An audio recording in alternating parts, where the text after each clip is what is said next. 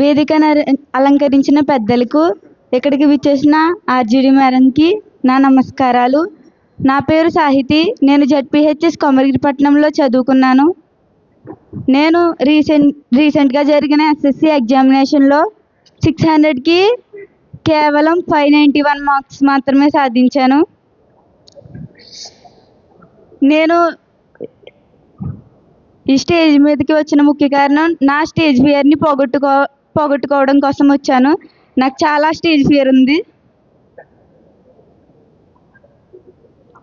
నేను 591 మార్క్స్ సాధించడానికి ముఖ్య కారణం మా ప్రధానోపాధ్యాయులు అండ్ మా స్కూల్లో టీచర్స్ అండ్ సార్స్ నన్ను ఎంతో ఎంకరేజ్ చేసి పంపించారు. కానీ నేను 591 మార్క్సే సాధించడం చాలా డిసప్పాయింట్ అయ్యాను.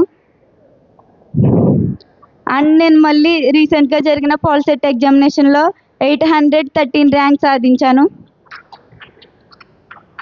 కేవలం 10th క్లాస్ మార్క్స్ ఒకటే లైఫ్ని మార్చో, ఇంకా ఇంటర్ అన్నీ ఉన్నాయి. నేను లైఫ్లో మంచి స్థానంలో ఉండి మళ్ళీ ఇక్కడికి వచ్చి స్పీచ్ చెప్తానని అనుకుంటున్నాను. నేను ఇక్కడికి వచ్చాను కానీ నా ఫేవరెట్ పర్సన్ని చూడలేదు. ఆవిడే నిశాంతి మేడం. నాకు చాలా ఇన్స్పిరేషన్. ఈ అవకాశం ఇచ్చిన పెద్దలకు నా హృదయపూర్వక నమస్కారాలు. ఒకసారి అక్కడ అమ్మాయి నిహారిక, ఈ అమ్మాయి ఛాలెంజ్ విసురుతుంది నీకు ఇంటర్మీడియట్లో.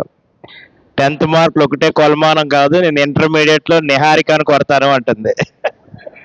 అలా ఏం కాదు, నాకన్నా ఎక్కువ మార్కులు సాధించిన నిహారికకి కంగ్రాచులేషన్స్. నువ్వు నీ ఫ్యూచర్లో మంచి జాబ్ సాధించాలని మనస్ఫూర్తిగా కోరుకుంటున్నాను.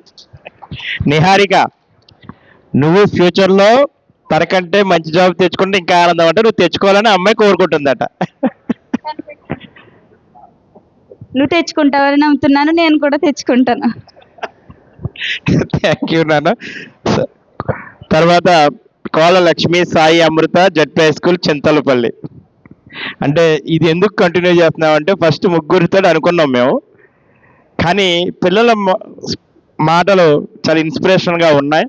సో మరింత మంది పిల్లలకు కూడా మేము అవకాశం ఇస్తామని తెలియజేస్తూ చింతలపల్లి ప్రధాన ఉపాధ్యాయులు, ప్రస్తుత పూర్వ ప్రధాన ఉపాధ్యాయులు ఇద్దరు కూడా రావాల్సిందే కోరుతున్నాం.